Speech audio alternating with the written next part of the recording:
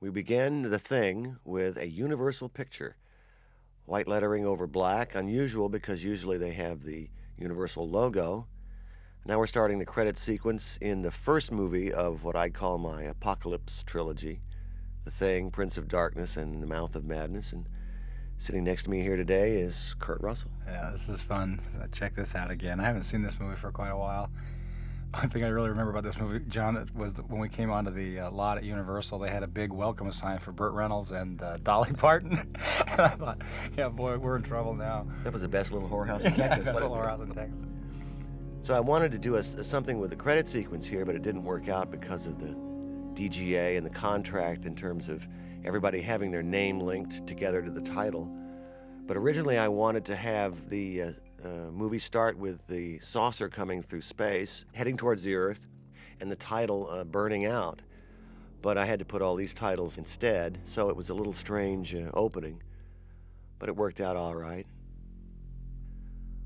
A little different monster for the audience. Wasn't this the same year that E.T. came out? As a matter of fact, we came out 2 weeks after E.T. came out. That's what it was.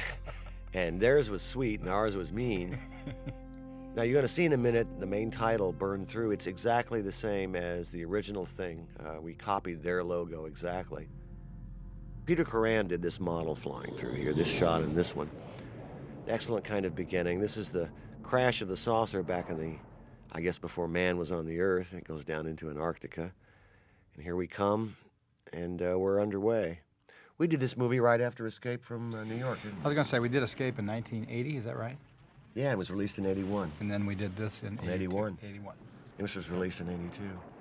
So this is the third time that you and I had worked together because we did Elvis before Escape. We did Elvis, then we did Escape from New York, and then The Thing. And there we are, Antarctica, winter 1982, and we began the film. We shot this opening up in Alaska, in the ice fields above Juneau.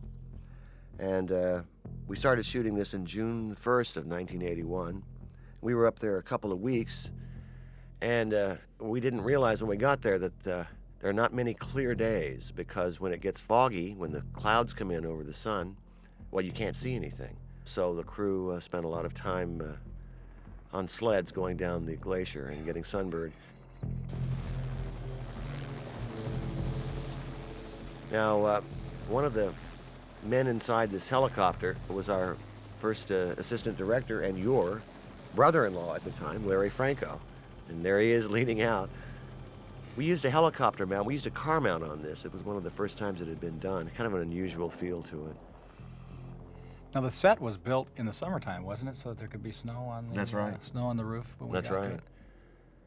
And this is a vast area up above Juneau, Alaska. This is really where all the weather patterns for the United States, for everything forms up in here.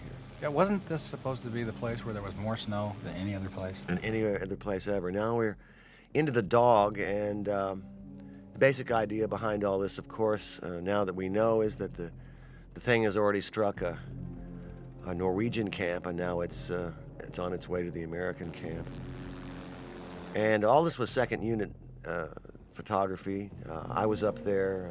Were you flying that helicopter? Or? I was not. I hadn't learned to fly yet, but this was one of the experiences that made me want to learn. That got you. Was being there's Larry Franco about to take a shot, and since he was supposed to play a Norwegian, he made up some dialogue.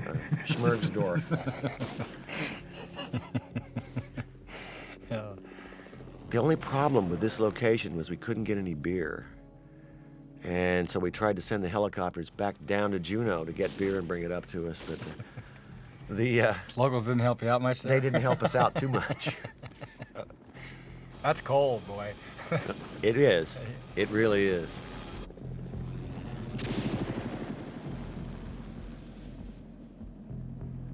And now in a second here, we're going to cut to our set at the glacier in British Columbia.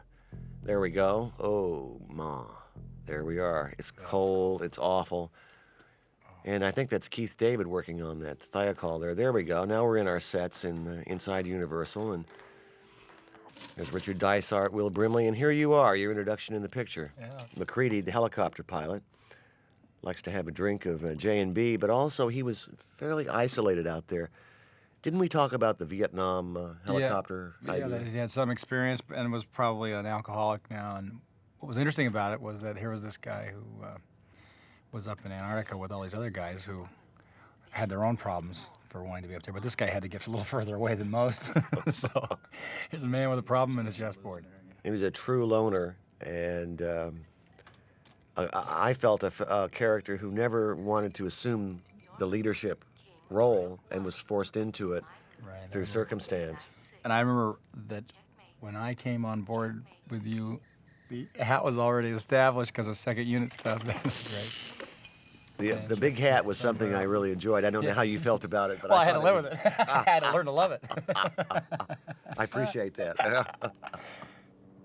So we're back up in Alaska for this particular sequence. The dog you see running here is not the dog we ended up using. Jed is the thing dog in the later parts, but this is a double. He's kind of painted like Jed.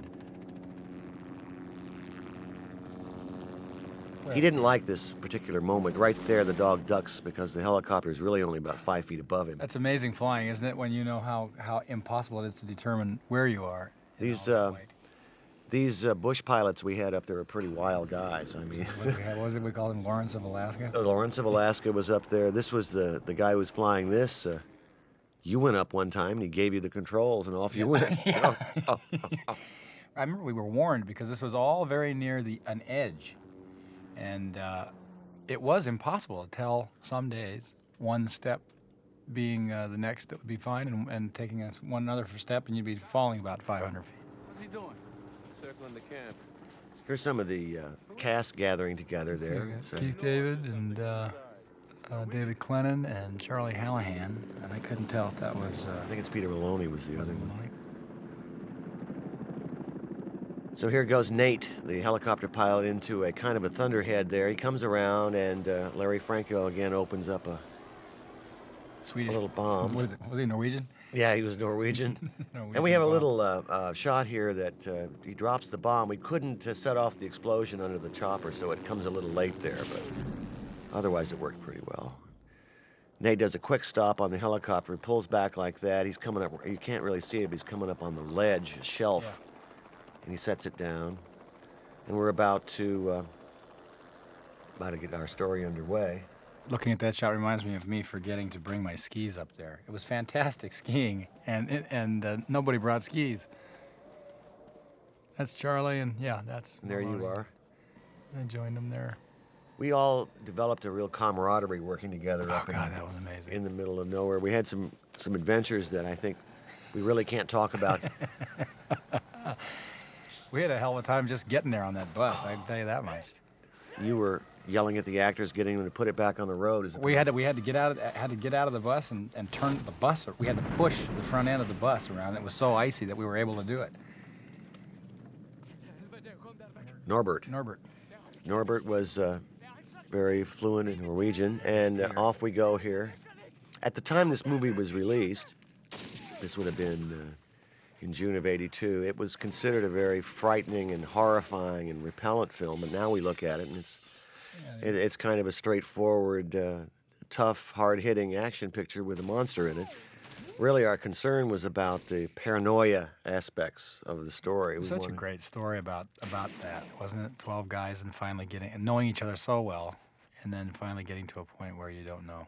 The original short story was called Who Goes There? And I think that sort of sums up the idea. Are you human or who are you? And the original thing didn't have much to do with the original short story, right. Is that right? It was a monster like Frankenstein was a monster. So you decided to go back to that. Let's go back to the short story and explore it. I thought it had never been really told. So now we've shot the Norwegian without really knowing what's going on. Here you guys are actually putting out this mock-up we set on fire.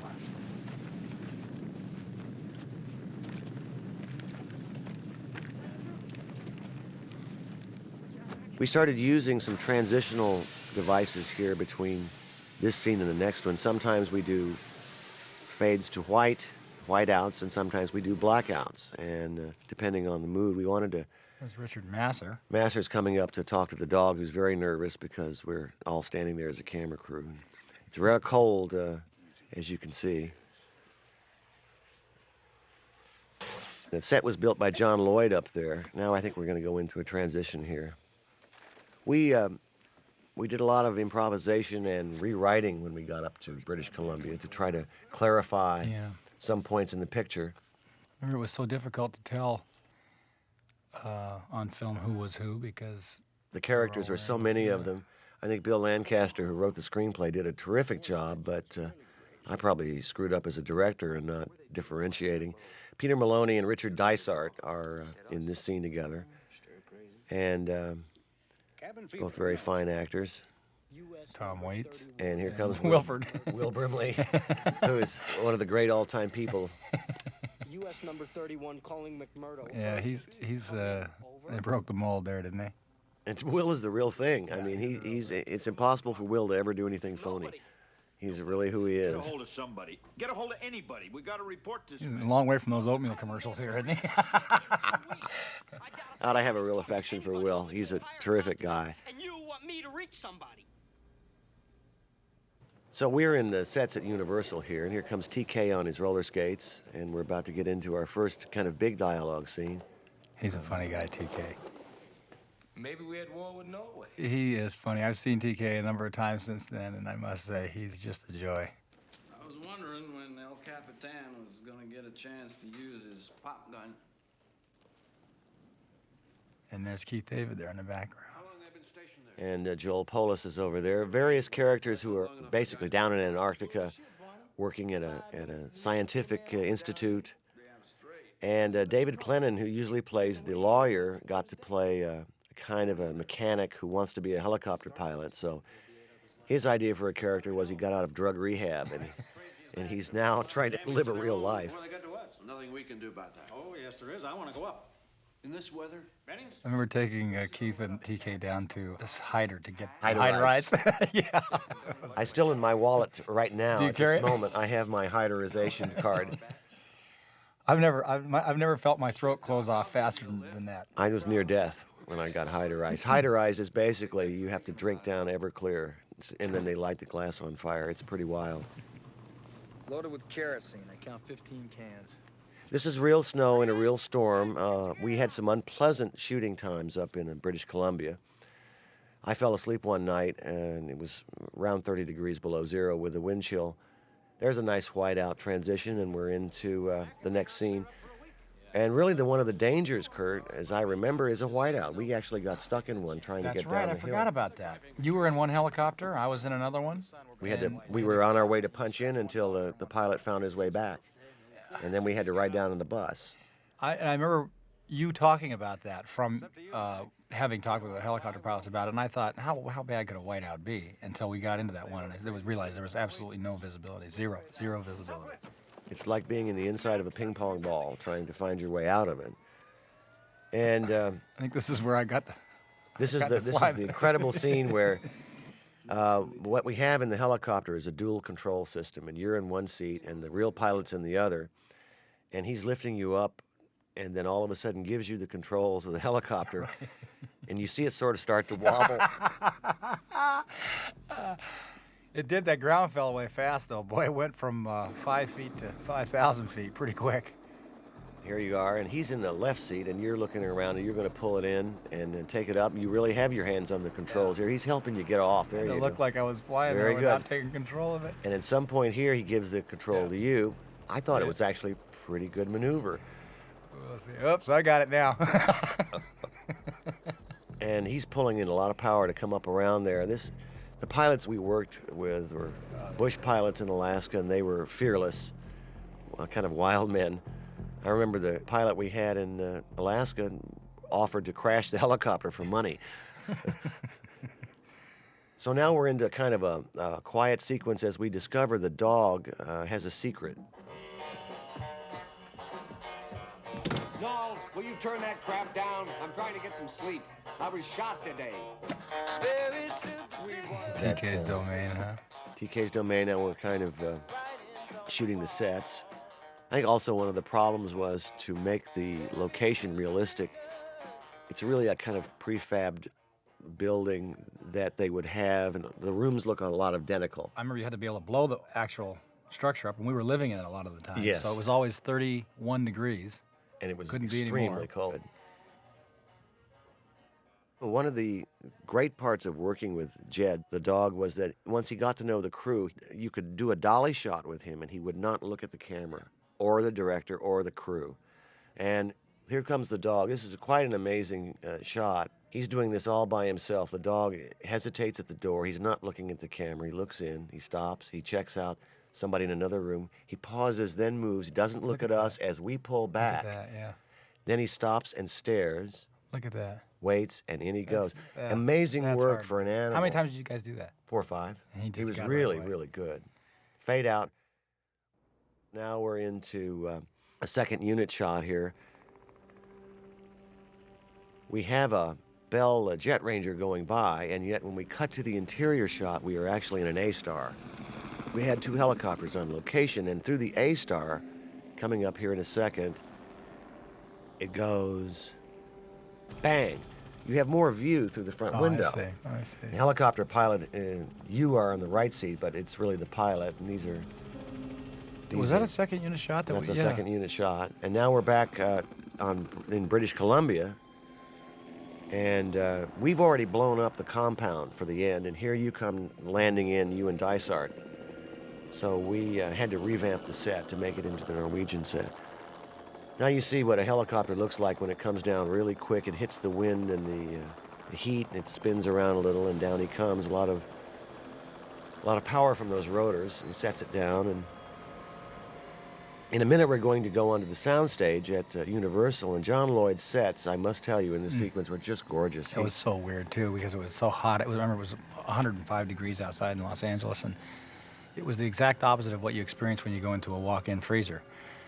Because it was so hot outside that when you went into the set, where it usually is warmer than inside, it was colder. And it was, what, 28 degrees with the misters? We had water in the air, the only way to get breath, and yet you still had to put coffee and hot liquid in your mouth to get remember it to those work. little baskets we had once in a while? We had little baskets with dry ice in them. We had to keep moving them around in our mouth. So you're about to come up to there we are, an interior set now.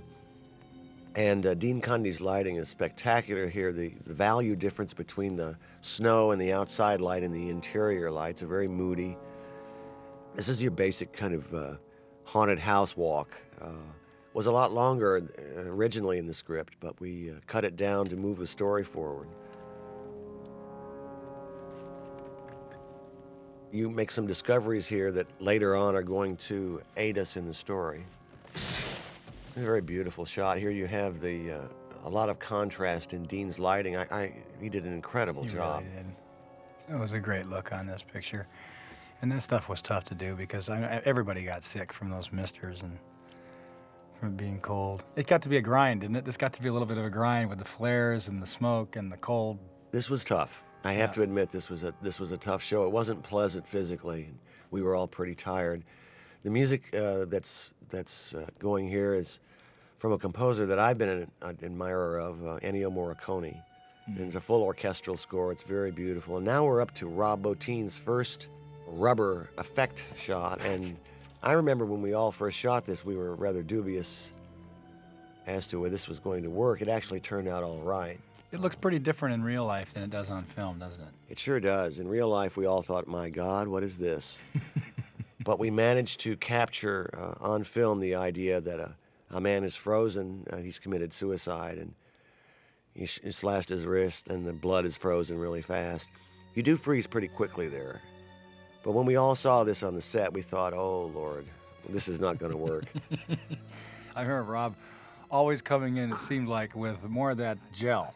He said, it's going to be fine, John. As soon as I put the gel on, it's going to come to life. We used carbapol, which is the ingredient in Twinkies that holds it together. That was our slime.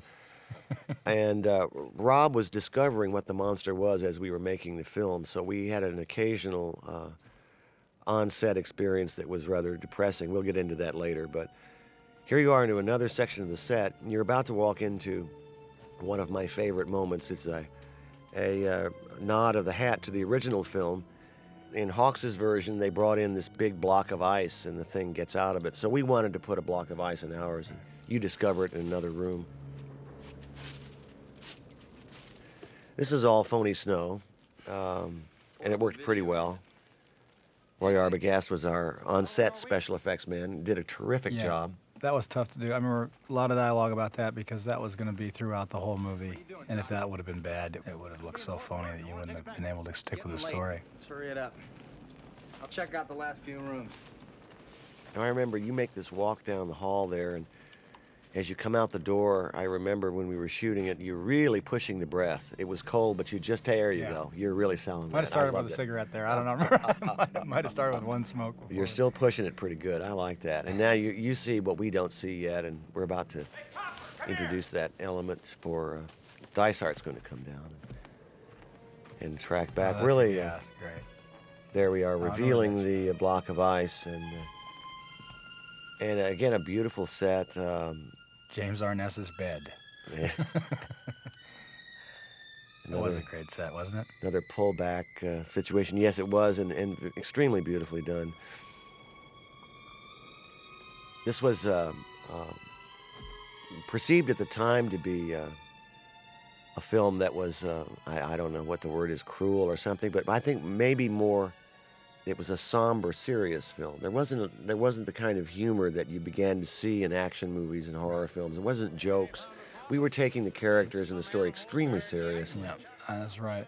You're right. It was in a time before that seemed to become prevalent in these kinds of scary movies. That even in the ones that you had done, and when Escape from New York, where there was a little bit of humor, this one had very, very little. It was one of my favorites ever in a movie when that guy's crawling away. We'll see that later on, but the characters, you know, like your character didn't make any ironic asides to the audience or say kind of heroic lines.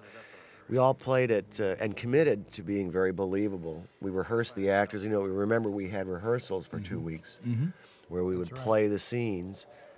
And it was an intimate story. It was such a, wasn't it? I mean, it was such a small, intimate story that... it was a story about claustrophobia. It was a story about men, and I really enjoyed the fact that it was all a men involved. Yeah, that was interesting too, because it was as I remember, it was an all-male crew except for Candy, I think her name was, who was pregnant, and she had to leave the show because she was pregnant, and that was basically an all-male crew.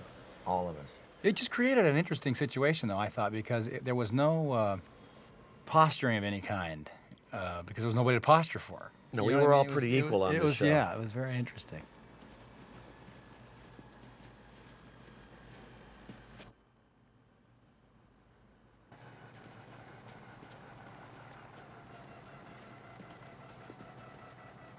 So now we're bringing in the corpse of the Thing, and now I thought that Rob did a pretty good job with this creation. We had to use old-fashioned A and B smoke on this, which is incredibly hard to deal with. As you can see, Will Brimley reacting. He's being truthful in his reaction. I was going to say, this is one of those scenes too where it's an 8-man acting contest. Who can act like it smells the worst? And everybody was thinking that. And then when we pulled that thing off, it was pretty rugged.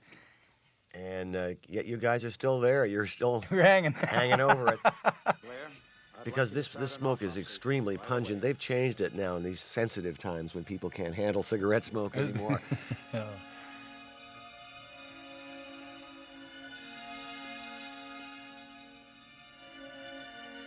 But I remember as a director, this was one of my biggest challenges because I saw 11 actors, all with dialogue and scenes, and I just started wanting to run the other direction. I didn't know quite how to do it.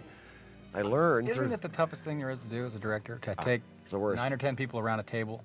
It's the worst. For 5, 6, 7 minutes and be able to make the audience remain interested in what they're saying. That was what's so stunning about the way the first movie was done.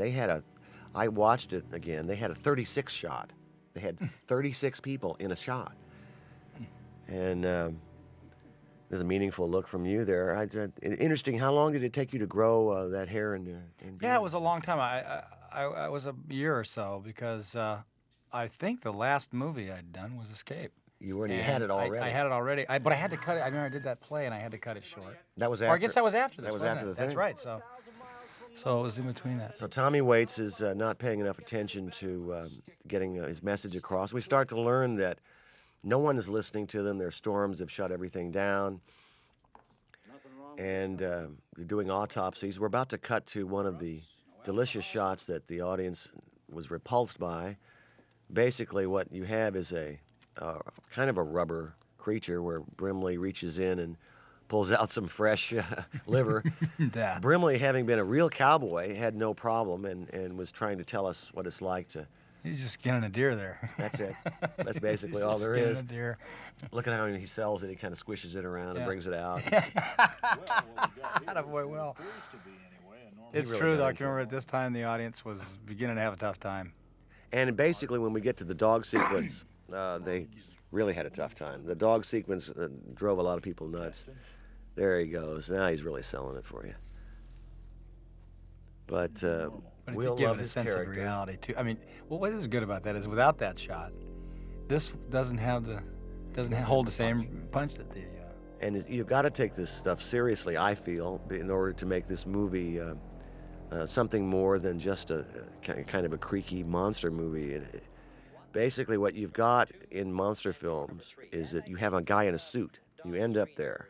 You end up in some technique. And I wanted to do a movie where you didn't have that. Right. But this was a real creature. Now, also occurred at the same time, there's a little article in the paper I remember reading about some kind of new disease that was occurring. That's right. It was called AIDS. Yeah, it was and just- people were dying, and it was a very weirdly similar in dynamic to what we were doing because you couldn't tell who right. had it. That's right. It was just the beginning of AIDS being discovered in the press, and it really was spooky because they didn't know what was causing it. They didn't know who had it. They didn't know how somebody got it, and You would actually have to do a blood test to find out, which is what your character eventually does in the picture.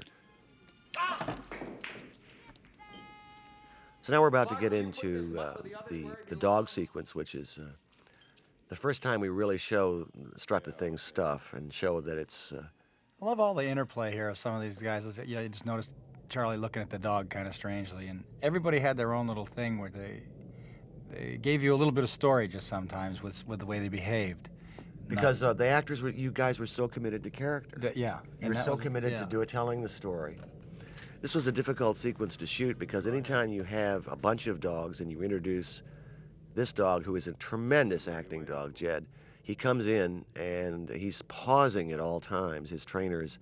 Now, the other dogs, to keep them still while he walks in, it was a big feat. They would want to jump up and bark. And we're trying to get him in the position of the phony rubber dog, which I can remember lighting was real important here too, wasn't it? Because of what you were about to get into. the phony dogs always, the fur doesn't look real. Yeah. And I'll show you when you cut to it. If you look really carefully, you can tell that's a real dog. That's not. And of course, it's a wide shot. It works. But now, in a second, we'll cut to another phony dog shot. These are the dogs reacting. That's a phony dog. We had to take the light off it because the fur doesn't work. Now we're going to start to. That's a real. Yeah, this is great. Now they all start barking. We're going to start into our effects. Oh boy, here we go. Crack it open.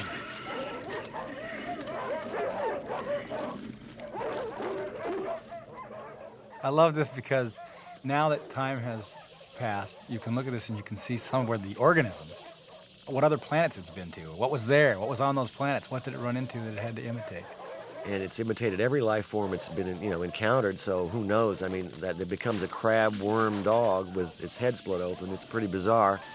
And now it's going to shoot carbapole at the other dog. Basically, that's the stuff in Twinkies, and it's really fairly harmless. It looks worse than it is, but it's splasho. The poor little dog wanted to get out of there quick. But we had the Humane Society with us, and of course now Masser comes in and we do a cheap trick where we throw a dog on him and try to get the audience to be scared. But the tentacles that you see moving around in a minute are actually whips that Rob Bottin is operating, much like Indiana Jones. Great lighting in this set because you couldn't show, you wanted to see nothing, and yet here it comes. Bang now. There it goes. Cheap trick off to build the dogs. And here come the whips. Rob is, there he goes. He's doing a good job with it too. Pulling the whips back in. We used a lot of reverse motion technology, all sorts of things. And you hear this inhuman scream and decide to operate the... and that, something's it's up. playing on his mind. That's why he's up here. That's right. He's Getting the he's beer trying to and- figure out what's going on. That doesn't sound right. We figured he had kind of an early suspicion that something very, very, very wrong was taking place, right? And he was right. And he turned out to be right. And I love the way you played this character, which was extremely real and a kind of low-key guy. I thought he was really terrific. Took charge when it needed to be done, but... That was a fun idea, too, of getting to play a character who was not Mr. Fabulous from the top. He wasn't Mr. Big. He wasn't the guy who was going to take care of the situation. He was somebody who was going to be sort of forced into it. And yet he's an extremely reasonable man. But he later, just he has to do what he has to do.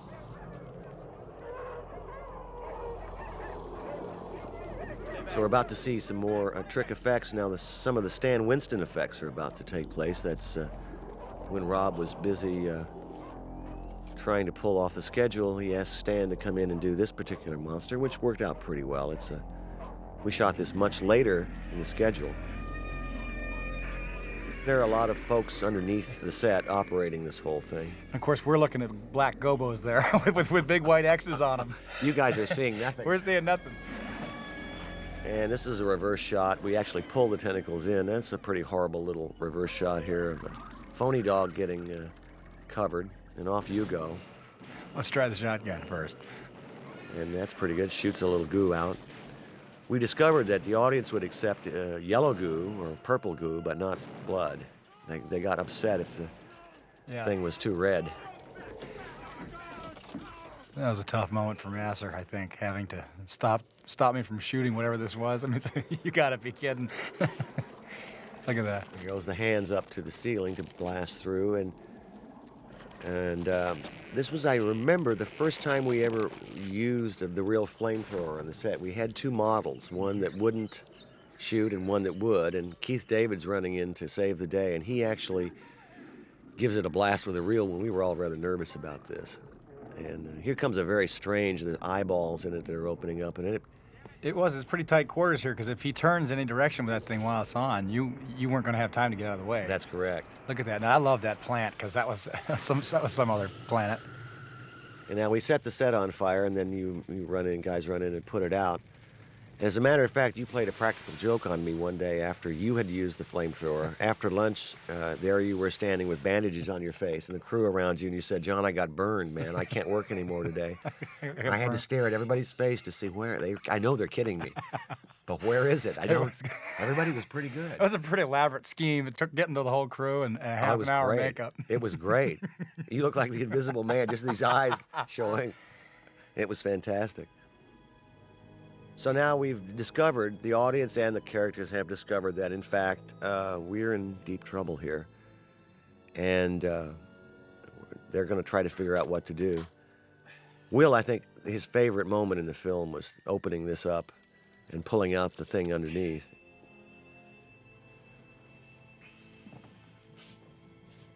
He really got into being a biologist. He wanted to play a character who was very straightforward with what he was doing, and he just brought all his cowboy experiences to it. Oh, boy.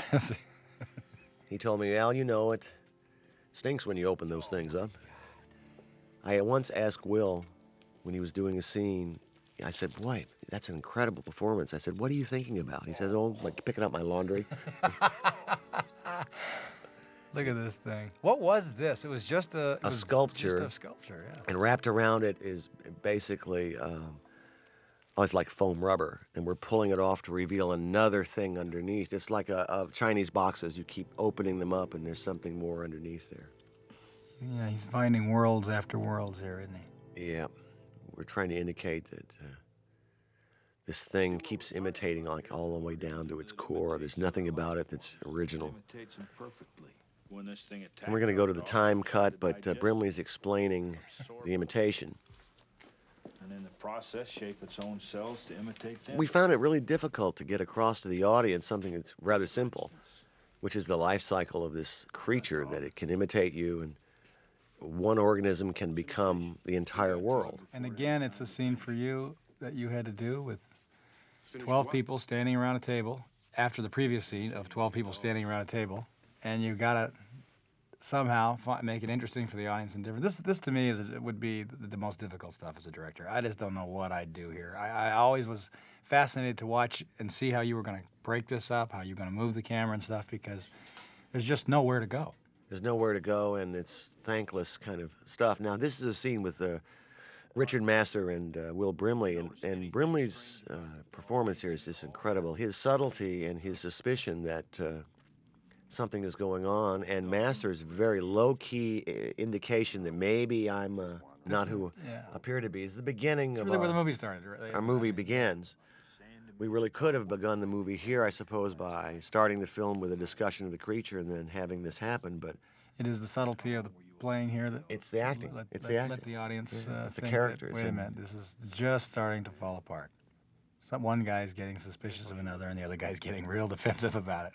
Why are you looking at me? No reason at all. What? I don't know, it's probably nothing.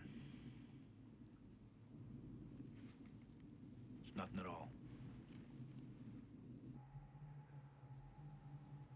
We're looking at videotapes of the Norwegian camp. I'm there someplace in that videotape, somewhere. This is something we shot up in British Columbia. Is there? Basically, the backstory of unearthing the saucer. Can't learn anything from this. I don't know where This I was am the in this. expedition of the Norwegians. That's right, and in black and white.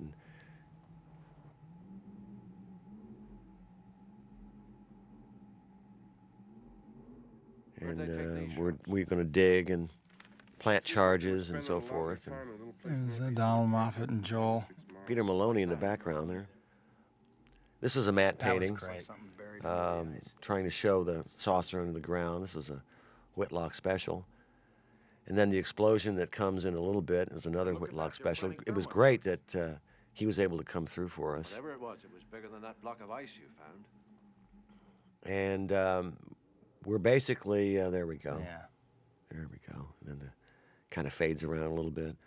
And you're on your way here for a helicopter sequence to This is it, the place where they're spending most to of their find time. out what went nasty out on. back 35 You and yards. Hallahan and Clennon, off you go. I think Clennon's with you. And is a storm moving in here? I think that was the idea. Yeah. This is one of our lucky shots we got up in Alaska in the pre-production unit. It's just beautiful clouds in the background. You can actually see for miles. That's about 30 or 40 miles back there. And Not easy to get those days, was it? no, we usually had nothing. Yeah. Now we're up on a mountain for this stuff, and there's a matte painting, kind of amazingly done with all the bumps in it.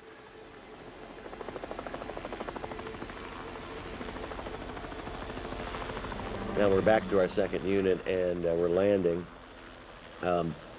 This is extremely beautiful music by Ennio Morricone through this area. I felt that he really brought something. They were on top of this mountain, actually, where you're getting out into the snow, but the helicopter's bouncing around. Now that's a second unit shot.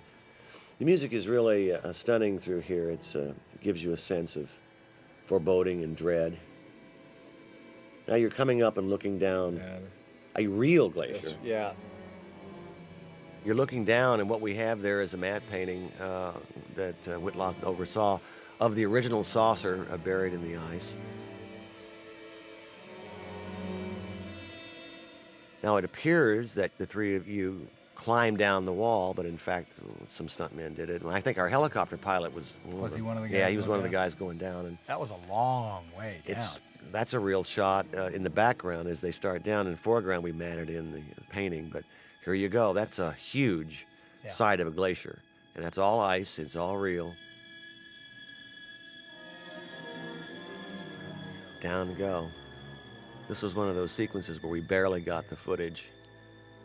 And now you're walking up, and the hatch is real, but everything else is painted in, but the background is real.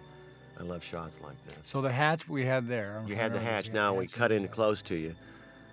Now we're looking at gobos again. Exactly, and nothing. And there's your hat. I love that Yeah, hat. boy, I'll tell you what. Johnny, you sure this is going to be okay? Oh, yeah, it's going to be great. It's such a cool look. It really is. I'd say the ice it's buried in is 100,000 years old, at least. Now, the famous studio shot that everybody talks about in this movie is coming up. That's where you have actors walking on the Universal backlot right here. walking over. We didn't have a wide shot, and this was all a painting, basically, except for the three figures. And now we're going to cut to British Columbia on our set where we dug a hole. So that last shot was done on the lot? Down a Universal backlot, yeah. That blue ice is real. That's real ice. That's not painted. Real ice. Now we're into some of our night sequences, which were extremely difficult to do, and a big expository scene, which I don't like doing because I didn't quite understand how to do it.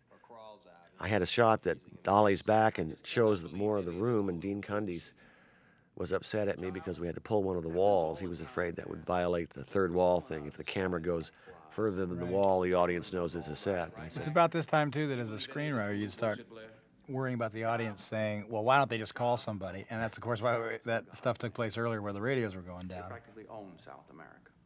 There's a lot of problems you had to solve in this movie to isolate them and be realistic. Beautiful lighting in this scene. And here's the shot I'm talking about as we come back and let Keith pull us around and pull behind Will.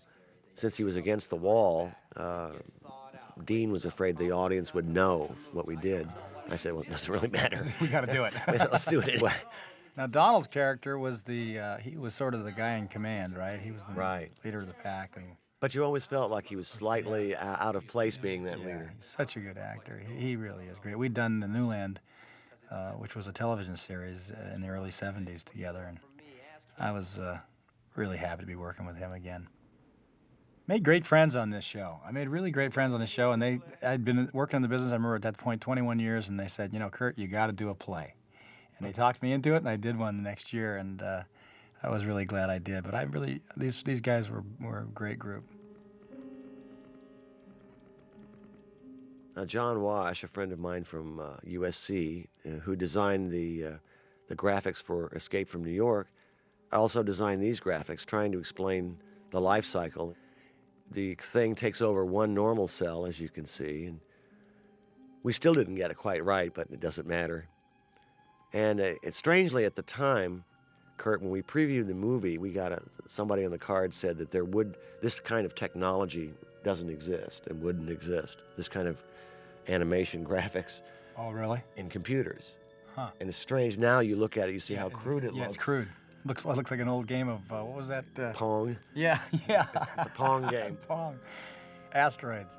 I loved Asteroids. Yeah, Asteroids is good. Asteroids my favorite. Didn't we have one up there? We had it. We had it on the set. Yeah, we had it on the set. Everybody played it. We put this in that was great. To explain what was happening, and basically the idea being that within a certain amount of time, the thing could take over the population of the Earth. Right. And the stakes then, Brimley's character, Blair, knows the stakes. Yeah. And does what he does next is entirely understandable. 27,000 hours from first contact. And so we're into apocalypse. I mean, we're into the end of the world unless action is taken. And so he's going to have to, he's really going to have to do something. Now, we had big discussions about whether you would know you were the thing. Right. I remember it got imitated. It got so deep as you thought about it. You'd get more and more into it, and then finally you realized you couldn't ever possibly figure out. We didn't know whether we would know whether we had been taken over, because it takes you over so perfectly. So, for instance, would McCready, if he's the thing right now, would he know he was the thing? Yeah. Or would he continue to act like a human being? Right. Or would you try to hide it and pretend you're okay? It was really fun to think about. Yeah, it really was. Endless discussions about that. Now, this interior here was actually shot up there on British Columbia on our set. We did this whole sequence up there because John Lloyd had built a little room for us. And outside is the real thing. This was rather cold. Sorry, Mac. And I had done some rewriting at this point, so we wanted to clarify some of the story. Joel Polis comes up and asks you to go out in the thick hall and discuss things. And we have another little setup scene here where Bennings gets taken over. And with a rather last-minute thing, because the thing was out of the movie for a while, and I wanted to keep it alive. I was going to say, you got to start thinking about that, don't you, at this point? Well, what's gone on for the last few minutes? And where are we now? He opens up, looks at the sculpture that Rob did once again, And all this was shot up there on location, so it's slightly different. We were a little bit tired and hungover by this point in the filming, so. We were there for, what, 3.5 weeks? It was about 3 weeks, maybe a little longer. We were trying to get home for Christmas. That's right. And we barely made it out.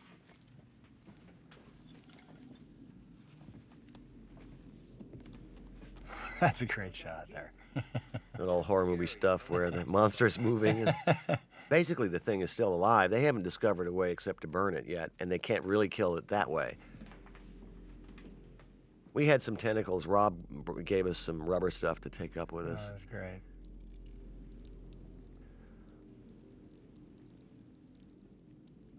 The next scene, exterior, you and Joel Polis are out talking. This is a rather cold but beautiful night, and This stuff was rough. it was pretty tough to This shoot. stuff was rough because after being in the room all day, and that was the thing, is that you could never really get warm because that couldn't be warmed up because the snow would melt off the roof. So you were everybody kind of got slowed down, and I was amazed that the lenses and stuff did so well up there. They did pretty good. We had to leave them outdoors. We couldn't bring them inside or they'd fog up. You could never get them warm.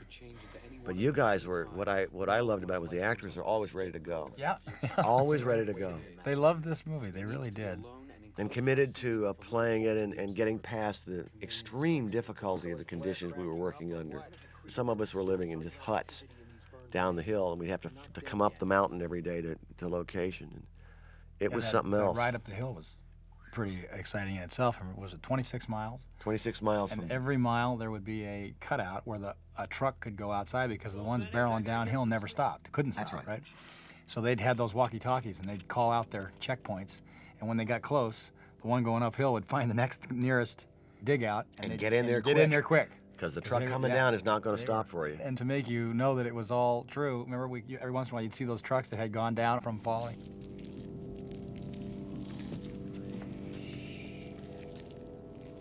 Look at this. The poor guy had to take his shirt off up there in the cold and do it. I'll get Gary. We'll meet in Blair's Rock. So now we're getting into what happens to Bennings. Comes Tommy Waits running out. Joe Dante saw this at my house on tape. He said, well, you dollied over and dollied back. That's low-budget filmmaking. What is he talking about? Bennings was right there, Mac. I swear to God. We're about to go out and burn Bennings. Oh, boy, I'll never forget this. I almost got hurt on this. This is the first time anything like this would ever happen to me. You watch the explosion here and watch me, and you'll see. I didn't know it was going to be quite this big. Now, is that the one where you threw the dynamite? Yeah. No, that's later. Is that later on? Yeah, this is the one where We just burned him. we just burned it. Now, those are real flares. I don't know about you, but I got my fingers burned more times on those things. So he's got some claws on, and he makes a growl. And basically, you kick over a gasoline drum and drop the torch in. See you, Peter. See you later, man. And we're out there in it. It's grim. It doesn't look quite so bad now, but we've got snow coming down, and it's not fun. Now you're set the dummy on fire, and good stuff. Cool stuff. What I like about that is if that's in a different movie and you start the fire the other way, of course the can explodes. That couldn't be our problem. This was shot at Heartland as we were doing effects. We added this to kind of clarify things and Donald's starting to go. starting to go a little bit. And it also shows that McCready just takes care of business. He has a job to do, and he's accepted what some of the others can't accept. Yeah. Here we are. We have to take care of business and get it done. So And what's good about this, too, I think, is at this point the audience did believe that the people were human beings. We weren't cartoon characters. They were human lives, and it was a tough thing to have to kill another person that you'd known. that's right. It was believable. That's right. And I think the successful films always have that element of believability in them, no matter where they are, that you can hang on to.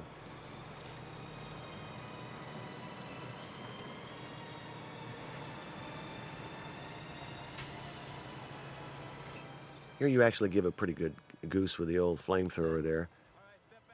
This is kind of fun. That flamethrower was pretty cool rig.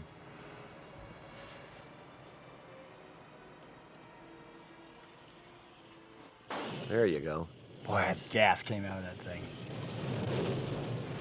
We're burning up some phony corpses there. We had a British Columbian crew with us. They were a lot of fun. They really got some good shots with a second camera. No women. No women in the movie. No. That was kind of, as I remember, we talked about that at the time. There hadn't been a movie for a long time that had no women in it. Zero women. I mean, nowhere. Yeah.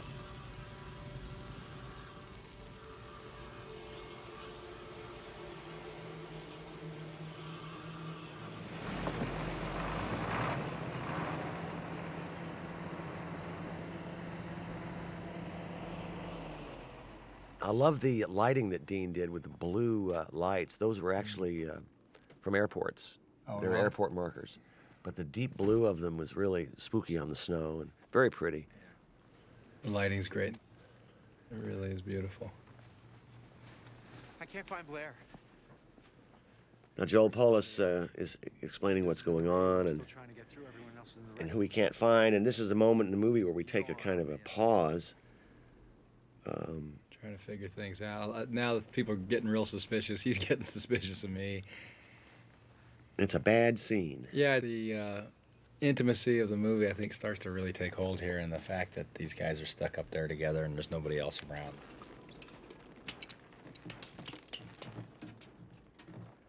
Now, we don't know who that is, but it is supposedly Blair, who's destroyed the helicopter so that you guys can't get any place.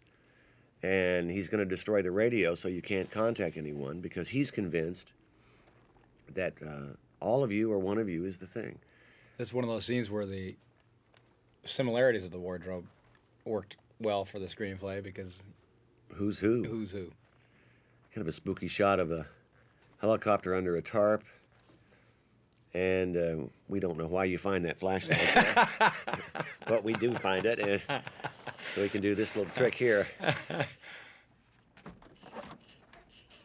This was a mock-up of a helicopter, not a real one, and it was way oversized. We blew it up. This was still out there, wasn't it? This was still on location. Uh-huh. We're still in British Columbia. Now, you've heard a gunshot, and you're going to run inside. When we're Try back... Well, you're doing your best. Try to run the snow. Nice little Panaglide shot down our set hallway, and we're into the Blair scene. This is one of my favorite scenes because of Great. how nuts look Wills at- goes. Ooh, Jesus, he's serious. nice hit there. Smashed up some of the chopper pretty good. Child. And then, unlike the original movie, there's not quite a scene like this where the men have to work together to try to subdue one of their own. He's just going to town in there, and poor Tommy Waits is underneath it all. We ran 2 cameras on this and just let Will go for it. Most of you don't know what's going on around here. Hold on, damn well. Sure, some of you do. Christ. Now, you might notice Keith's left hand, he hides behind you. He had broken it in a car accident. They had this gigantic bandage on it, so we had to put a glove over it and paint it black so that he could continue acting. Get a table from the lab. Ah, yeah. Oh, go for it, Will. And Will is really going to go now. Wanted to be us, Will said, which is a very chilling line, and I just think he did a great job. Now, there's going to be a little scuffle here in a second that Will was very worried about. He was worried about getting hurt. You can see He's going to have 9 guys charging him. he blasts towards Keith Whoa. David there and I'll kill you. opens it up, throws Go the for gun. it, Will. There he goes. And here you come. Here's what watch him as he backs up. There you go. He doesn't want to get hit too hard. People go flying. Everybody loved taking their own stunts here. He was throwing things around. Oh, boy. Poor Tommy can't join in the fun. Good shot, McGreedy. So we have to deal with Blair now and isolate him from the group because he's too nuts. And he gives a scene that's coming up was one of my favorites in the movie where you have to explain to him that trust is a tough thing to come by these days. Right. And I thought that was kind of the summation of the movie. Now, this is, okay, I don't remember this scene. had Will got? Was the idea that somebody had gotten in there and killed one of the dogs? And Yeah, maybe it was, killed all the dogs. And killed all the dogs. Now you're leading Blair out to this shack where you're going to keep him. This looks like pretty terrible weather for us here. They're barricading him in, and one of our famous needle shots. You know, people have told me that bothers them more than anything else. Now, did somebody have to volunteer for that shot? Our camera operator, Ray Stella, he said, I can do this all day. Ray's in rehab now, isn't he? Yeah. One of my favorite lines coming up here, and Blair doesn't know who to believe, doesn't know who to trust. I don't know who to trust. I know what you mean, Blair. Trust's a tough thing to come by these days. Tell you what, why don't you just trust in the Lord? Trust in the Lord, Blair. Watch Clark. And he starts sowing the seeds of dissent here about Clark. Watch him. Clark. And watch him close, you hear? And in a minute, we're going to get into... That was great to that. And really, really well done. Yeah. I mean, he really pulled it off. Pulled off this whole character.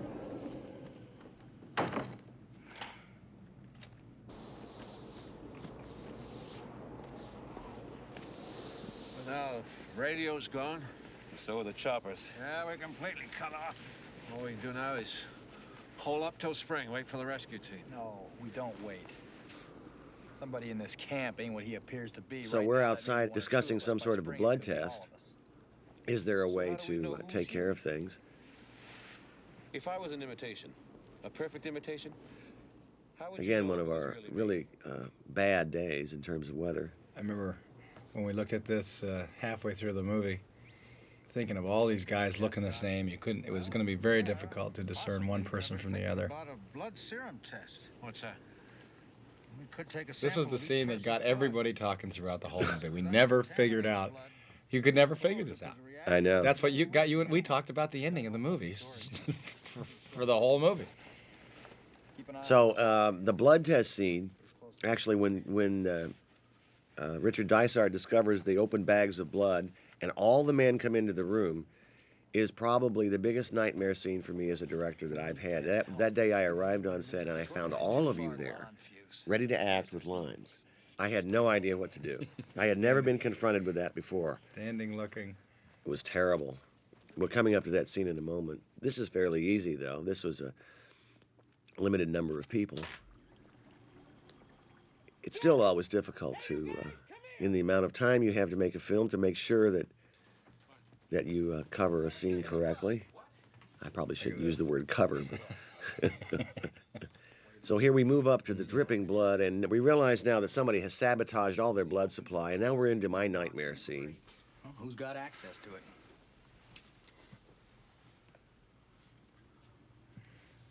Yeah, this is where the paranoia starts to really grab a hold, isn't it?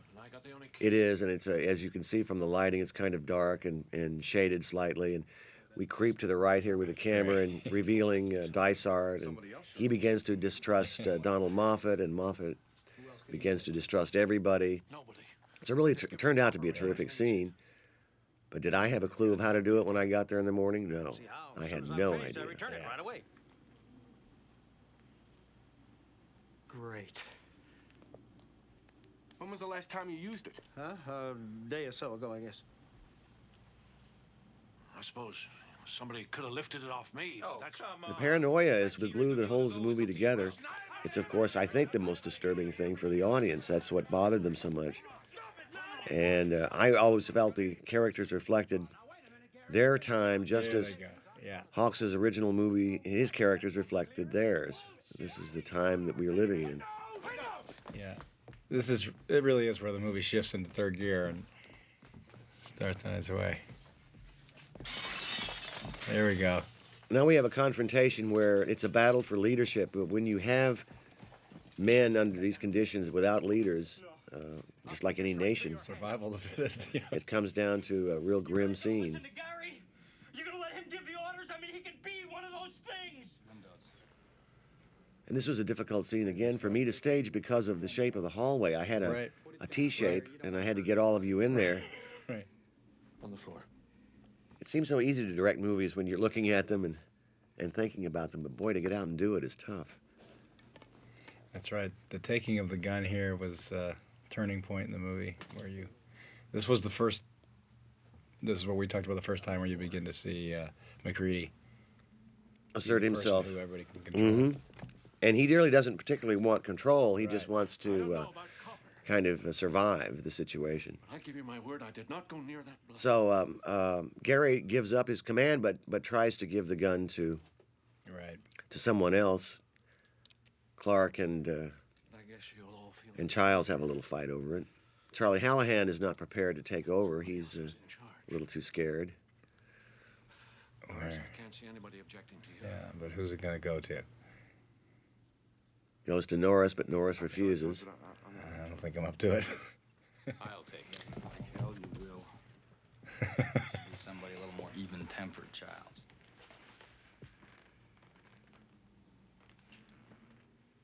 Nobody wants that. Except for your character, who I think, to me, is somebody we all need in a time of crisis, except that you turn out to be someone who they suspect later. Yep.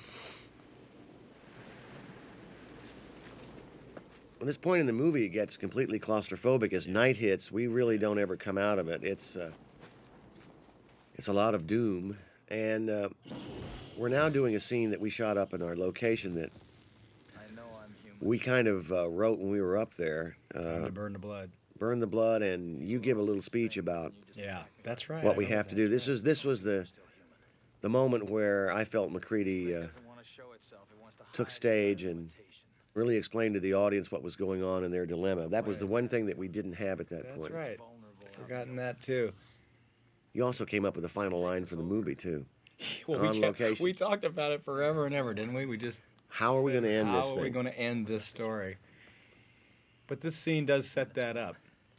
And it also sets up that McCready, for all his isolation as a character, for all his problems, is someone who is a realist. He's grasping the situation and trying to find a way out. Gary and Clark, move over there away from the others.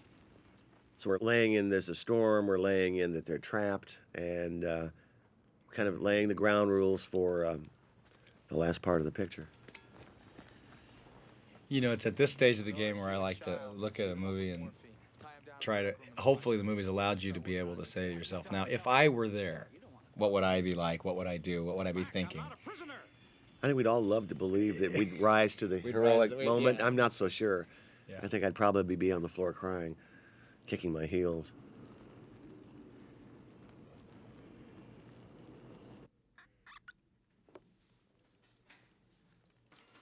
We're shooting up the characters with drugs and keeping the ones obviously under suspicion kind of drugged out. Here's another one of our famous in-your-face shots. Again, in goes the needle. Is that Ray? That's Ray again, yeah. He wanted to do every one of them. And another added scene that we put in later where you're dictating the maybe your memoirs into this tape recorder. And we're starting to all get real tired now, too, because we've been up for a long time. And no one's sleeping because no one can trust. Because if you go to sleep, you're afraid that someone's going to take you over, rip your clothes to shreds, and absorb you and imitate you. We're wondering now whether there's somebody might come in that door in the back, and yet, rather than put a shadow of a person and suspect you, I decided simply to cut to, in a second, a shot from behind. I remember dealing in my mind with the fact that, is McCready a creature or not? Right. For a long time, I was hoping maybe we could do something where you were. Yes. But then I thought, well, maybe not. I'm not so sure they want to see that. So instead, we made it ambiguous. It's not the height of technology with that little tape recorder, but... There's nothing else I can do. You do look tired and in pain almost about the situation. Yeah, he's starting to. It's like it's starting to get to him, and he's Pilot, U.S. Outpost number 31. He's just about had it. There's the shot. I love those two shots. You just felt like somebody was watching somehow. That was great. Now we're on a split diopter here where both the character in foreground and background are in focus. Luckily, we have dark to cover it. And things are really getting serious now. Nobody trusts anybody. Joel is about to, we're about to have lights out, and Joel is about to run outside and meet his doom. We actually had a sequence when the lights went out that we shot, but it didn't turn out as well as we wanted it to, so we kind of faked it through here. This was part of the thing. With this look here, we tried to drag the look out on Joel a little bit to try to start to make McCready somehow maybe suspicious here. We're looking for our little spots. The lights go down, and we're in an insert stage at this point, trying to cover up some things that we cut. Now we're back on our set. The entire sequence was lit this blue, and it really didn't hold, but this is pretty interesting. A little cheap horror movie scare, and now he's outside. It's Joel, he's in trouble. He's about to meet his doom. Joel was very excited. This was his first movie ever. I didn't know that. Yeah, he was from New York, and he was just having a blast. And now we lay a little suspicion here on you. Perhaps you've been absorbed. Remember those flares? Burn your hand, burn your lungs. It was terrible. Anybody see Fuchs? So now we're into it. We got to go find out what happened. The lights were off, and you're sort of really taking charge here. People are falling apart. All right, we got to find him. Knowles, why don't you come with me and we'll look outside? Now we're going to team up here. You and Windows check the inside. I ain't going with Windows. I ain't going Windows. we're gonna... I ain't going. One of my favorite lines coming up from you. It was really great the way you assumed control over the situation here. Norris, you stay here. Any of them move, you fry them. You hear anything at all, you cut loose on the sirens. We all meet back here in 20 minutes regardless. So in a minute, you're going to be framed for something that isn't true, and we're going to get into one of our amazing effect sequences. At least there would be nothing else you could do except team up and hope the guy you were with was okay.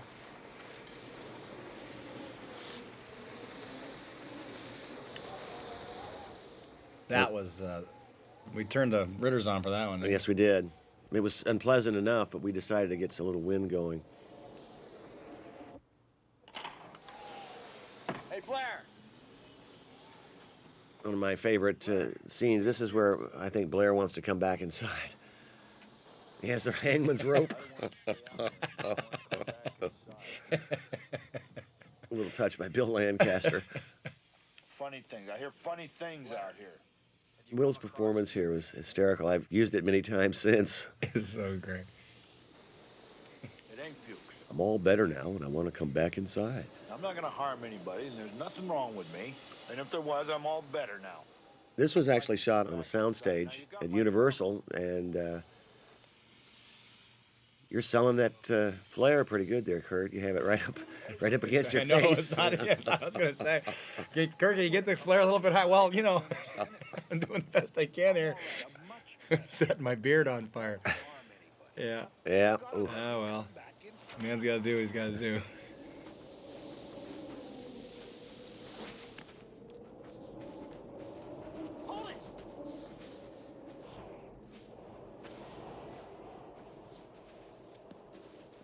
Now we find out what Joel Polis's fate.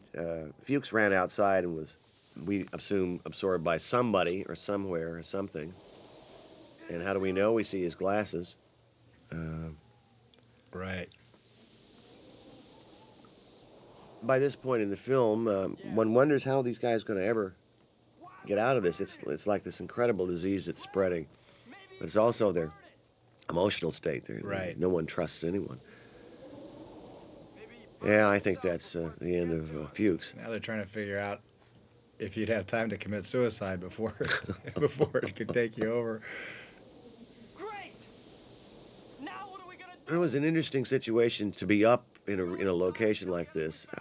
I felt that it only helped you guys in What's your that? performances. Being up here in the... Oh, yeah, it was great because even when you were on the set in Los Angeles, in between shots, you're walking outside. It was 100 degrees, so you'd be snapping in and snapping out. But what was interesting about this is I remember we got those little sheets of paper that talked about people after they'd been in lonely situations for a long time, and their first thing would go is their appearance, and then they'd begin to steal things and whatnot. And I felt like that was happening to all the actors on the show. Yeah, I got a little nuts. Yeah. It did start, I mean, it didn't fall apart, but it got to be tougher and tougher and tougher. You can understand what would happen to people down there. Yes. Completely isolated like this. How Well, there was crazy. nothing else to look at because it was all white. Everything was completely white. There was nothing to look at but the people.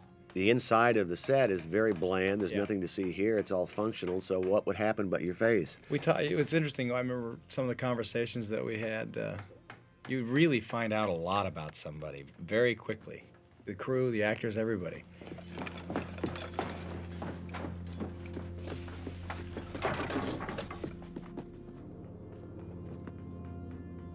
Hey! All of you, come here! So now we're setting up Charlie Hallahan's heart condition here as someone is coming back from the shack up there. Now we start kicking things into another gear here after a little paranoia. Now it's going to be, let's take some action. In comes TK. He did a good job being cold here, didn't he? Yes, he did. Where's McGreedy? I cut him loose of the line up by his So basically, you're the man they suspect now. Yeah. And we're getting into one of my favorite sections of the film, from here through the blood test. I just love. Yeah, it just keeps getting deeper and deeper now with paranoia. On the tow line on the way back. I cut him loose. McCready? He's one of them. When do you think it got to him? And I think that it was important for the audience here to believe that it could be McCready, and not having been someone who was take charge from the beginning really allowed you to believe that. It was such an ensemble movie. Uh-oh. Kind of old 1930s haunted house kind of movie technique, but that's where we were at this point. And you're going to break into the storeroom and threaten them with dynamite. It was fun shooting these scenes. Everybody was so good. It was pretty easy for me to direct. Just put the camera up and say go. Childs, what if we're wrong about him? Why think we're wrong? Supply window. All right. We got no choice now. We had to have Keith David break through that door with an axe, and he actually went right at it. You notice everybody else is moving away slightly. You never know what's going to happen. An axe, a car, you never know. Actor gets something, a deadly weapon in his hand. You get frightened. This was a great lighting in here, too, because he looked like a ghost here. Just looks like, absolutely like a ghost. Anyone messes with me and the whole camp goes. So here you are, all bundled up with all this makeup on. It must not have been a whole lot of fun. And it tasted like sugar on the sides of your mouth. It was... That flare is up there. Yeah. You're doing a good job of kind of hiding part of it, too, except for this part where it's bald. But, boy, it looks good. It was a really nice job there. Yeah, you're hiding it with your body. They lifted a little bit there. Yeah. That's right. It was a... how did that work? Now, you just dropped it down so it Right. didn't flare the camera lens. You know, Cundy was yelling at you all the time. Same thing. Don't argue with him. Now, you get jumped from the inside a little bit here, and you had this flare. We had to get rid of it quick. Yeah. Nope. Well, you held on to it. Oop, Yeah. good. Down he goes. You back up. Well done. Well done. Yeah, man, just relax. Yeah, those flares were dripping this crap on you, and it was pretty bad. I got burned in my flesh yeah, on my 'cause if you're hands. anywhere near them. And it wasn't fun at all. And you breathe this stuff, and it makes you want to give up and go home. Oh, I remember that, too. They lasted for about 90 seconds. And then they're And out. then you had to pick the scene up. And do it again. Or try to do it a little faster. Try to get one more line in. Get him in here.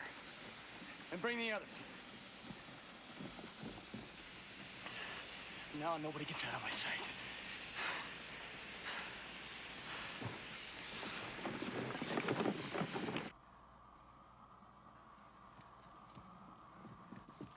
Now we're into the scene where they're trying to resuscitate Norris on the table and into one of our effects scenes that's probably the most, as far as I'm concerned, one of the craziest done. This people still talk about this one. It's really something. Never occurred to the jury that anybody could have got some of my clothes and stuck them up the furnace. Rather than give all the secrets away of the thing, I will just tell you that everything you see that we do here is all basically built and on the set in front of us. It was nothing that we'd put in later. And Charlie had to lay down and not move for 8 hours? 8 hours. 8 hours for makeup. For this one, was 2 shots? He had to do it I'll twice, show you the didn't he? shot. He had to lay down there, and his chest had to open up. Coming up here in a second. Now he's doing it normally now. The next, it's coming up here in just as Dysart right there. Whoa! Bango. Yep. Oh, yep. yeah. Yep. Whoa, boy. Yep. There he goes. Oh, Jesus. I love this one. Look at that. Pretty disgusting, isn't it? Oh, man. It's Larry Franco stepping in for you there. Yeah. And you're about to blast it. Blastola. And here we go, stretch with the neck. Oh, yeah. This is the best line of the movie coming up.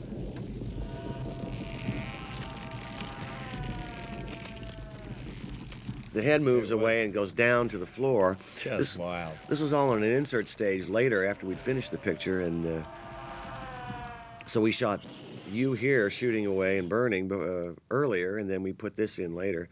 Look at this. This is a reverse action cut as it finds something to grab onto, and you're letting the thing burn up, which I think is probably a very good idea.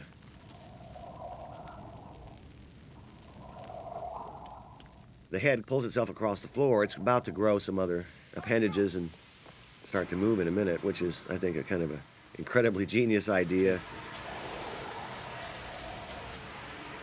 Okay, man, let's give it a shot. It's just wild, and it's just, when you've got theoretically the same gag that you're going to do over and over, how do you keep making it different? Look at that. This is all operated from underneath. It's a phony floor, and we're just pushing everything out. Now we're trying to hold everything together at the same time we're trying to tear it apart.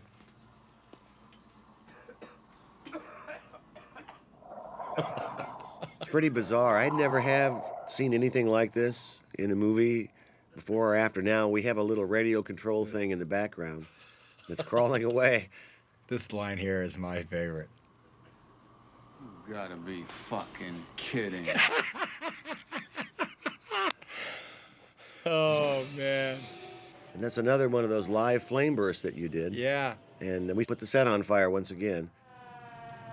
2 cameras running. There's the one in the hall that's picking it up. That's quite a little baby there. How'd you do those sound effects? What would you use? I have no idea.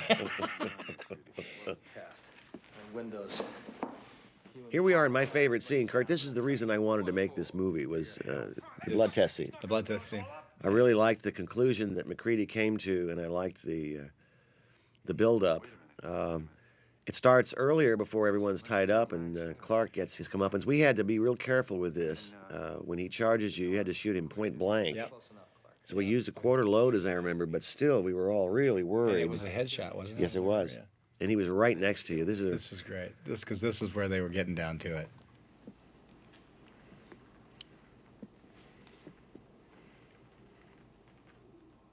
I mean it.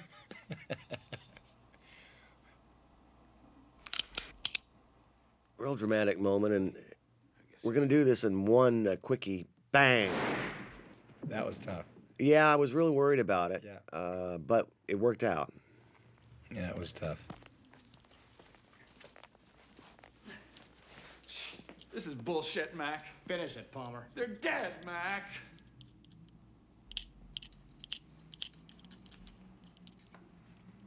Windows. And again, that testing the blood thing, it makes you think about things like identifying as quickly and as succinctly as possible.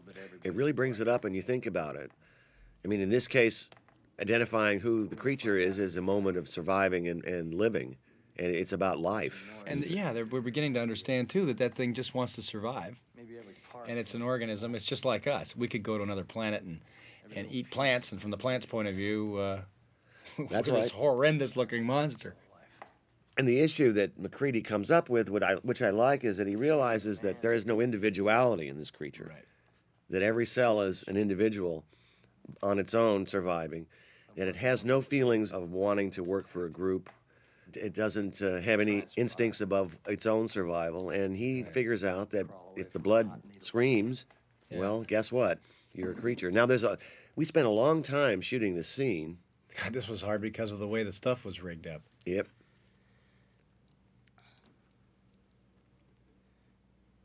And this got everybody, too, in the audience. They couldn't stand the phony blood on the knife. I never could understand this. I thought... Yeah, it's just the all cutting. I know. These simple little things after. I guess it's some sort of, I would say in the same area of comic relief. It's like if you're set up by other scenes to make you feel a certain way, then you do some little thing, and it has great impact. I think it's the sound effect here. I mean, the he has a sound tube on the back of that thing, guys. It's not a big deal. And there it goes. It looked kind of silly when you think about it, but people got...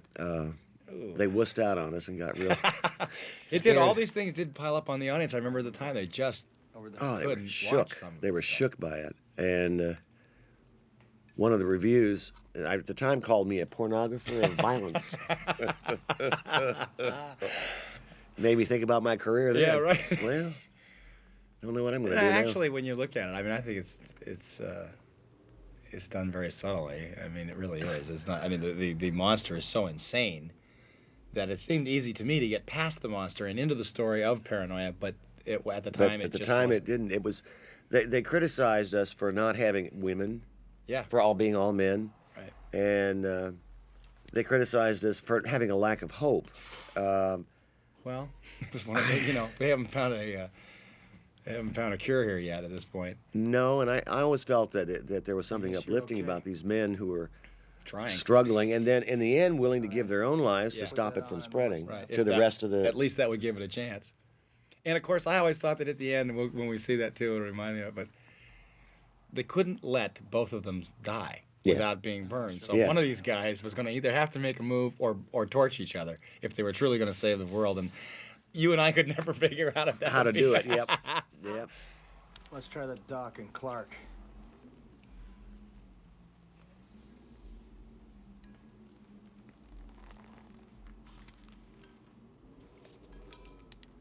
So we're finding out that a lot of people are human, and we're wondering now about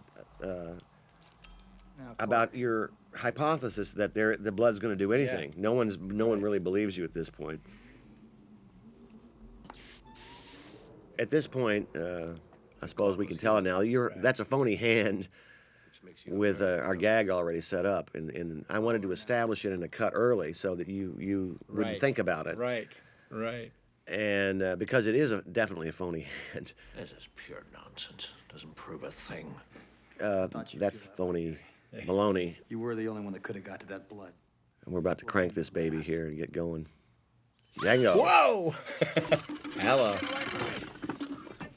We tilt the table Look to at make that. the blood run, and here he goes. Now, this transformation wasn't quite what we wanted, but you know what? It worked out all right. Now, This is great. somehow you're... It was jammed. We had to come up with that, too, because Yes, we we sat did. there and said, well, why would he just sit there? we had to come up with a lot of stuff. Look at this. Very quickly cut, so you can't really see what's going on. And now, up he goes. Boom. That was great. He comes back down again. Now we had this creature that Rob brought us. Look at it that. splits open and puts his head in, and up he goes. Just ate his And head. we just shoot This it every way we could. It is completely It's nuts. crazy. It's nuts. It's just crazy. It's a nightmare. It really is a vision of hell, as far as I'm concerned. I wouldn't. I mean, Can you imagine this? if this was happening in front of me in reality, I would say, well, I guess that's about it. Oh, he's been. It's all slimed, baby. There you got it. And now we do the burn. Now this was I don't reminiscent of this is like the first one. the first one, yeah. But I rather didn't enjoy this. We had to do it twice because Yeah, this was tough. Was that Dick Warlock or who? no, that was Tony Cesare, and Man, here he that- goes outside. Now we had to. Jeez. There we go outside. This is Oh yeah. When you threw the dynamite here, brother, I want to tell you something. That woke me up in a hurry. you weren't ready for this No, explosion. it was over before it happened. Watch yourself now as you throw this. Back there. Whammo, Whoa, man. It went boy. right by me. I mean, I felt stuff going through me on that. Oh, I was just lucky. Of course, that reaction was taken. Oh, yeah. This is days later. It was a retake. McCready, get ready! Quick, come on, hurry up! Coming back! We have some people on the other side of this wall who are operating the hands and legs on sticks. Oh, this was tough, too, because you're burning a guy who was still a human being. And you're setting them on fire, and these guys behind the wall are, basically the wall's on fire. Yeah. They're still operating the puppet. So they didn't enjoy it. The sound effects were great there. They're kind of like a baby or something. Uh-huh. We're going to finish up the blood test and really find out here who's left that's a creature.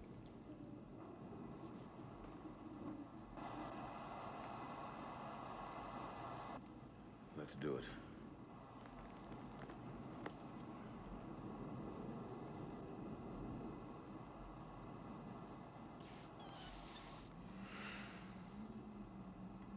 Now, Keith David wants to get away from Donald here. Cut me the hell! Come on, get me out of here! Come on, get me out of here! Cut me loose, damn it! Now, he's the last one. That's a great comment.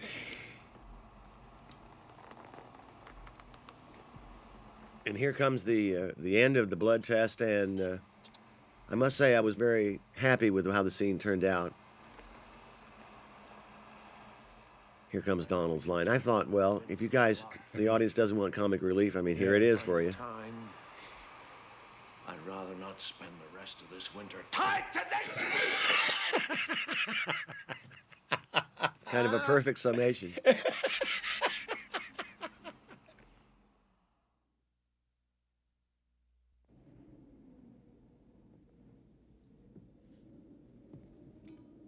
So now we're into the basically the final act of our picture here, where you're going to go out and test We're going out to get Will Blair a Brimley. test. If he tries to make it Things back, are going to start to happen, and we're going to get even grimmer than we have been.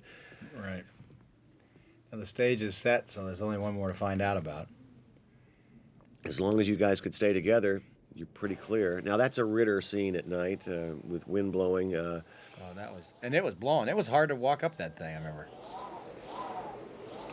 Now we're into a set at Universal. This was built, for obvious reasons, obvious in a moment. It was built up a story, and Blair is gone. The door is open, but we discover underneath his shack where Blair is, in fact, a thing and has been building something kind of amazing. Out of whatever he had in that shack. And have the parts of the helicopter and. Again, another ingenious set by John Lloyd, who just did a brilliant job on the movie. This is great. The colors, the set design, and the costume design, we try to do a black and white movie in color. In other words, there are really no strong colors. Everything is very muted. And, of course, this is one of those who's going to go down the hole first deals. Down goes the commander. Actually, this was he was sort of reassuming control. Uh-huh.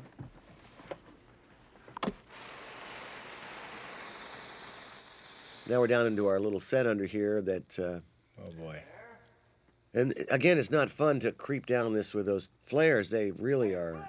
You couldn't breathe back up in that tunnel particularly well. And it's a refrigerated stage, so we're trying to sell the breath. And all in all, it wasn't a very fun physical experience. It really was exhausting. After a whole day of that, you'd be really tired, and then the next day was more of the same. And you go home to the wife, they don't understand. Oh, what's wrong, honey? Why don't you want to go out? Oh, I'm dead, man. I'm dead. It was also one of those movies where you talk back to that. What was that John Wayne movie where they figured everybody on the set got cancer because of some asbestos The or something? Conqueror. It was Yeah, Conqueror. And we began to say, well, I can remember exactly when I got it. It was on the thing.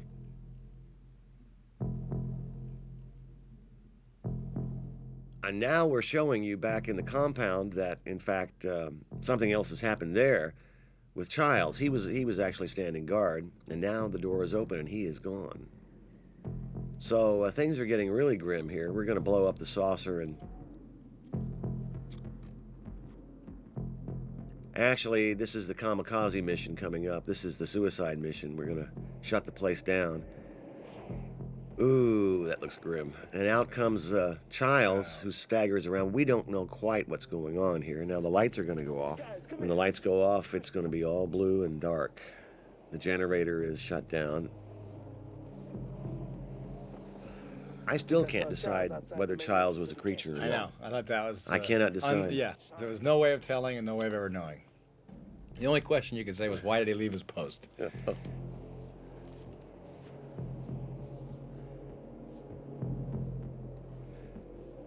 And now the decision is made. You're going to freeze very quickly.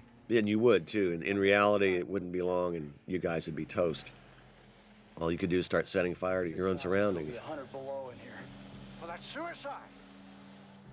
Again, you're acting with this flare and doing a very good job of not burning yourself with it. I mean, what we all wanted you to do was get it close enough to your face still, and yet not too close.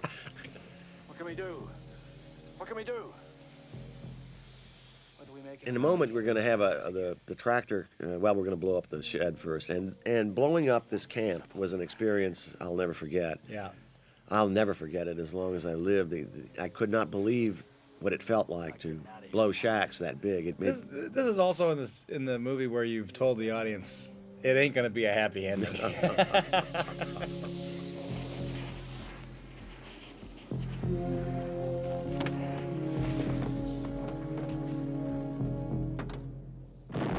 Wham! Those all remote cameras doing a lot of this. That one was nothing compared to what's coming up. We're really going to blow this whole place to smithereens. And now in comes a tractor, and someone who looks a lot like you is driving it. Kawoom! As it goes through the stage floor into the sub-basement below our floor and kind of gets stuck. And now you guys, the three of you, are going to set fire to our stages at Universal on the inside. We had the fire department standing by and fire extinguishers, but still, you'd hate to be responsible for burning down Burbank. And that cuts in between outside and inside here. And this is this outside stuff coming in was this Boom. outside stuff. Look at that. It went. And I remember now everybody up when we were in Alaska talking about, what if this thing's a little stronger than they figured, that doesn't really go up too good. What were you going to do if that explosion would have just sort of half done? I guess you'd have to live with it, or you'd have to live with it, or try a special effect. Yeah, special effect it later. Put over an explosion or something. We were actually blowing these rooms and moving down this hallway. And now we finally got it done. Now we've set the whole thing on fire in that shot, and we're coming over to you guys. And you're going to go down into one of our prettiest sets, which is the basement below everything, where the generator is. And I thought John Lloyd did an incredible job with this. And Dean Cundy's lighting was extraordinary. You're dealing with only fires and those flares that you're carrying, and he just did an incredible job.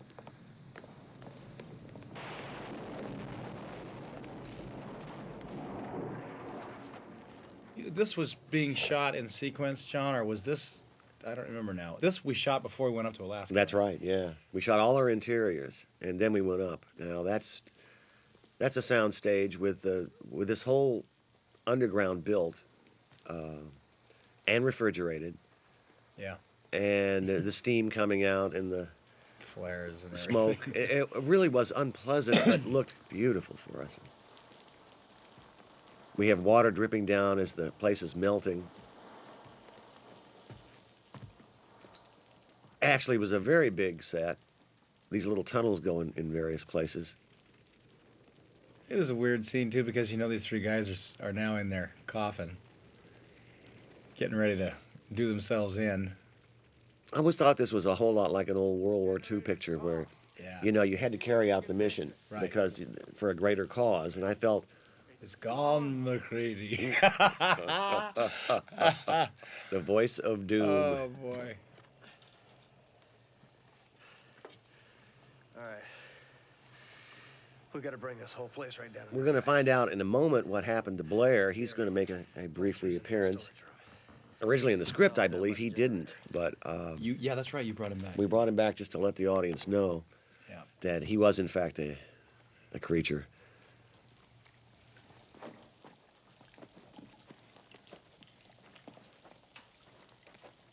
You think about this, and you'd hate to be one of those three guys, wouldn't you, knowing that.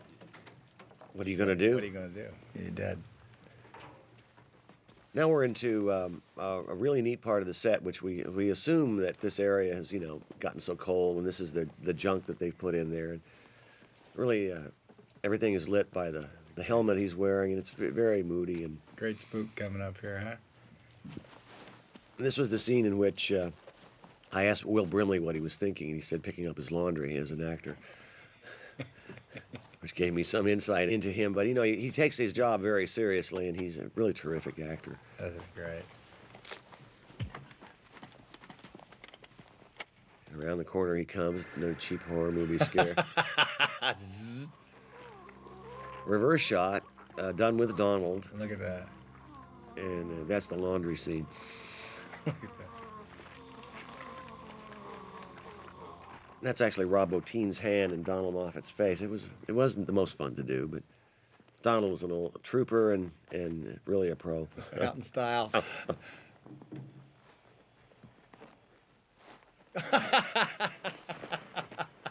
Pay it off, or that's the end of that. And now we assume that Blair has really mutated now. In a moment, we're going to get into the charge of the thing under the boards. That was a little tough to do. Oh, it wasn't easy, was it? Because there was no way to rehearse it. Nope. There was we just had to do it. We had to do it and just keep running.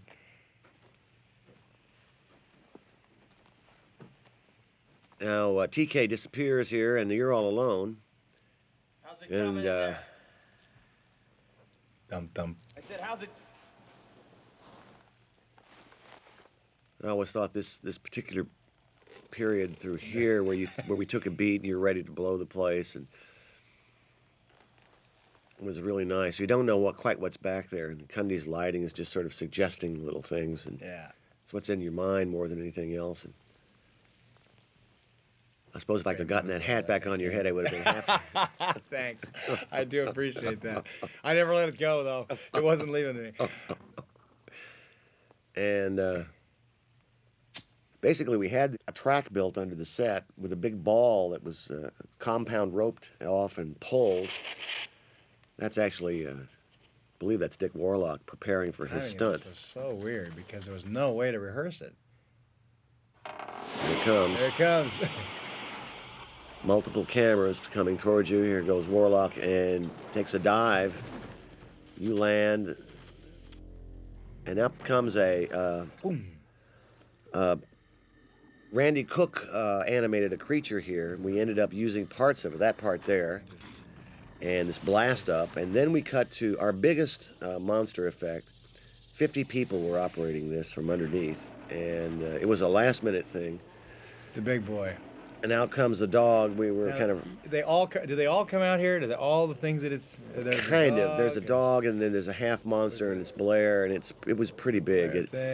There's the Blair man. Yeah. This was a tough one. It took us quite a bit to get it done. Nice tuck and roll. Yeah. And what do we say here? I remember this one too. Yeah. What should we say here? My sentiments exactly. And up goes the entire camp. We were way away from this camp, and the size of the explosion was something I had never seen before. And these are remote cameras that are photographing it from the ground. There would be no way we could be there. Boy, those explosions happen quick. They really. And then they're over. Look at that. Well, that must have been the last night. Well, remember, we had to reshoot this as the Norwegian camp when you arrived to it. So that's right.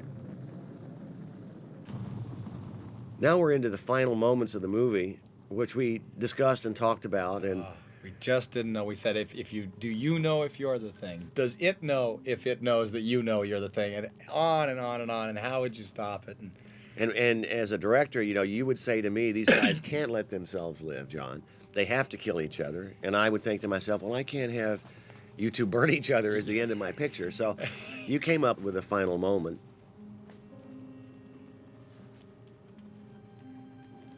The studio originally wanted to find out what would happen if you didn't reintroduce Childs. So they had me preview a scene where you cut right there.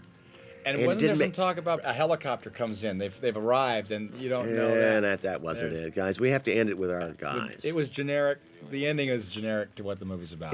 You have to finish off their story and tell their story, and that's it. Did you kill it? Where were you, Charles? I thought your ending line. I thought this entire ending of the movie was incredible. It would be.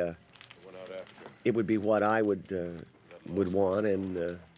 I was extremely happy with it. That's where he explained what he was doing, looking for Blair. He saw Blair, and he was walking by him. So everybody was perfectly set up. The only thing we did know at this point was that McCready was not, right?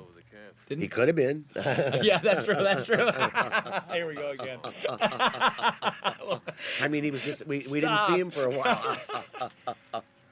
You guys did a great job here. I thought just really playing this moment out.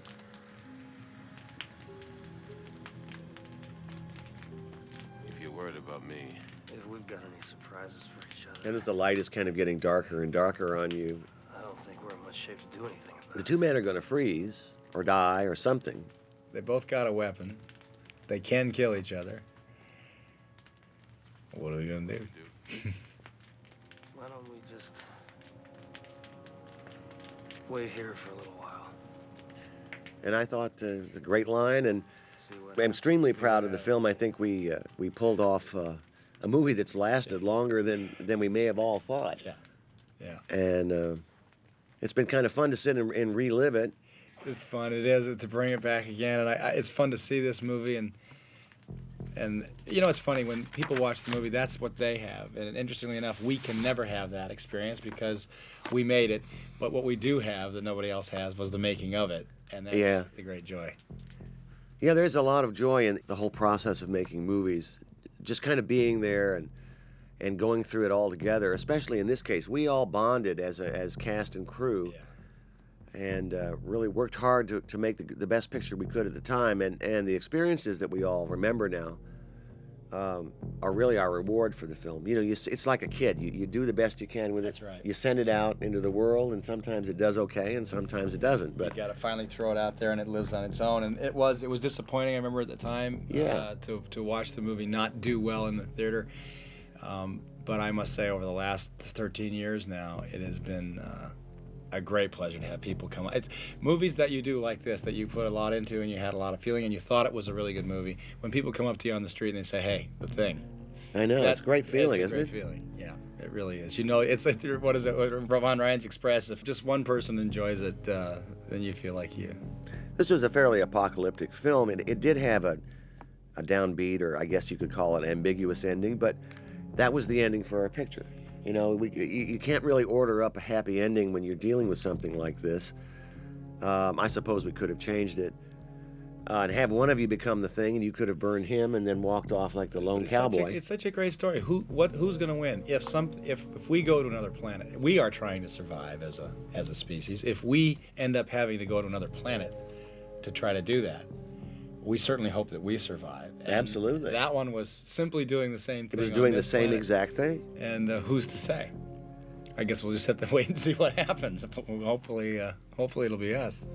This was my first film for a big studio, and that's right. I had never done what I had done independent films up to then. I had done TV movies, and what I found to be the most incredible part of making a studio film was the amount of professionalism that you could put into a scene that you were doing. This far outweighs the kind of creative quickness that you had to do on the street when you're making a film. We really, to do that blood test scene, we really had to involve acting, sets, costumes, special effects. Right. You couldn't do that with a small. It would be very difficult. It would be very difficult to get it as good as we had it. You know, the studio was behind us, and we had a team of people who were very, very good, fantastic actors. The special effects were amazing. Oh, they were great. And it's putting it all together and unifying it so it looks like a whole piece. That's what the studio can give you. If they're for you and they support what you're doing, there's nothing better. I was going to say, that's what you have to have, though, because if it isn't that, it just makes you want to go back with that small crew. That's and that right, small camera and have a go out blast on the street again. and Yep. have a hell of a time.